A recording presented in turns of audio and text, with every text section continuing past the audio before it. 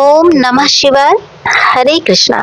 दोस्तों, जब कोई पुण्य इतना महान हो कि वह केवल करने वाले को ही नहीं बल्कि उसके पूर्वजों और आने वाली पीढ़ियों तक को स्वर्ग का द्वार दिखा दे, तब समझ लीजिए कि वह साधारण कर्म नहीं, ईश्वर की विशेष कृपा है। आज की ये कथा माघ मास के उसी दिव्य स्नान की है जो पाप में डूबे हुए को भी प्रकाश की ओर ले आता है और अहंकार में खोए हुए को विनय का पाठ पढ़ाता है। इसीलिए आज की ये कथा केवल सुनने की नहीं, अपने भीतर झांकने की कथा है। क्योंकि आज हम माघ मास महात्म के 18वें अध्याय में उस रहस्य को जानेंगे जहाँ सौंदर्य, संगीत और यौवन भी तपस्वी के संयम के सामने हार मान जाते हैं और जहाँ एक छोटी सी चूक वर्षों का दुख बन जाती है। तो आइए रसपान करते हैं। श्री वशिष्ठ ऋषि राजा दिलीप से बोले, हे राजन, मैंने तुम्हें दत्तात्रेय जी द्वारा कहा गया माघ मास का महात्म्य सुनाया। अब माघ स्नान के फल को ध्यान पूर्वक सुनो। माघ मास में किया गया स्नान समस्त यज्ञों, व्रतों और तपों का फल एक साथ देने वाला होता है।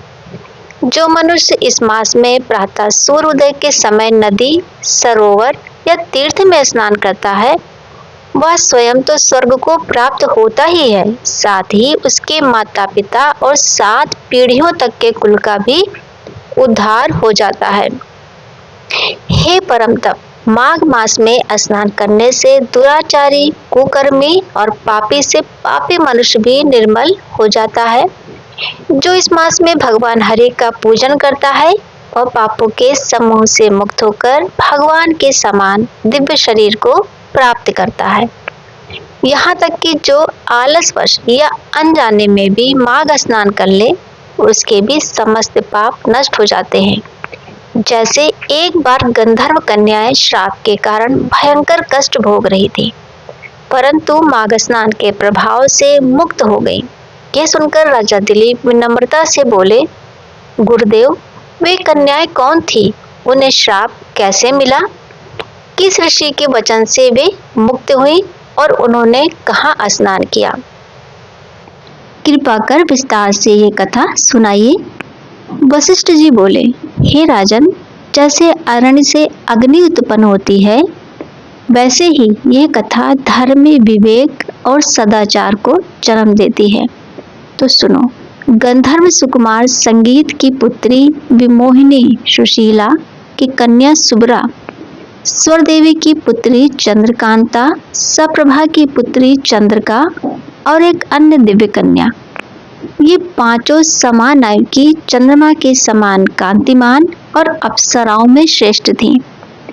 पुष्प कलियों के समान कोमल, यौवन से दीप्ति और सौंदर्य से भरी हुई ये कन्याएं कुबेर के लोक में क्रीड़ा करती थी।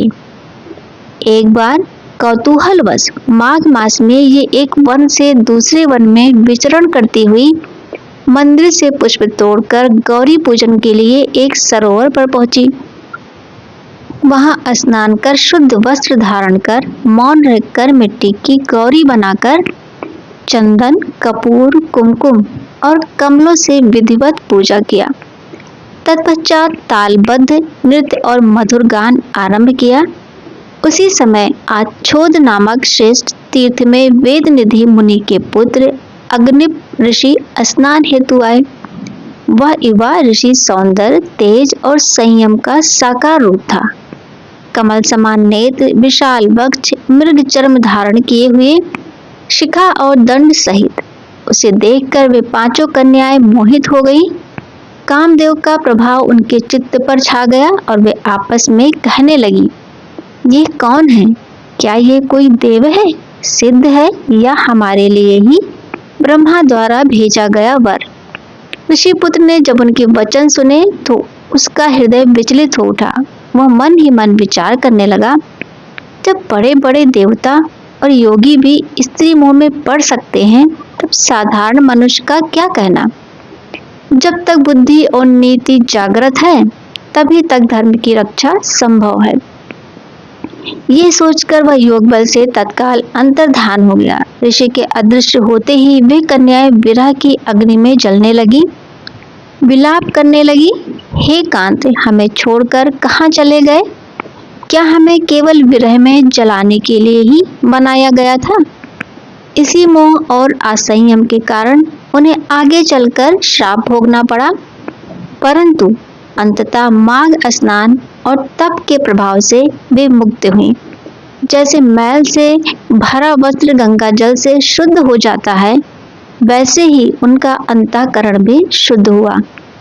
एक बार एक दीपक ने कहा, मैं तो छोटा हूँ, मेरी रोशनी क्या करेगी? लेकिन अंधकार बोला, बस यही एक मुझे हराने के लिए काफी है। वैसे ही माघ मास का एक स्नान, एक स्मरण, एक श्रद्धा जीवन का अंधकार मिटा देती है। वशिष्ठ जी ने कहा, हे राजन, जो इस कथा को श्रद्धा से सुनता है उसका मन भी निर्मल होता है। जो माघ मास को तुच्छ समझता है वह अमृत को छोड़कर विष चुनता है। तो दोस्तों, यदि जीवन में कभी लगे कि हम बहुत दूर भटक गए हैं, यदि पाप, मोह, आकर्षण और गलती का बोझ भारी लगने लगे, तो माघ मास हमें पुकारता है।